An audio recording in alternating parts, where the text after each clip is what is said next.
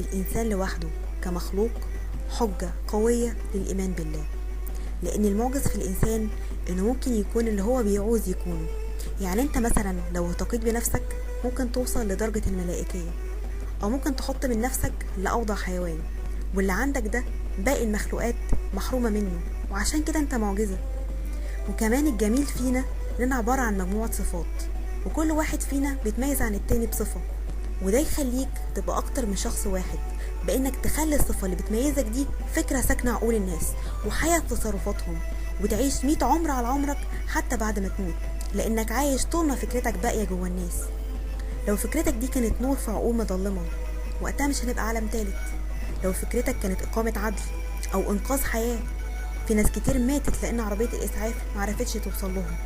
يكون في ملايكة وفي بشر كتير وفي حيوانات أكتر، بس ناقصه شوية أفكار. فخليك فكرة، كل اللي انت محتاجه تعرف ايه اللي بيميزك عن غيرك وتكون نفسك. اللحظة اللي انت عايشها دلوقتي حالا هي اللي مضمونة، بكرة يمكن ما يجيش. اوعى اللحظة دي تفوت عليك من غير ما تفرح نفسك.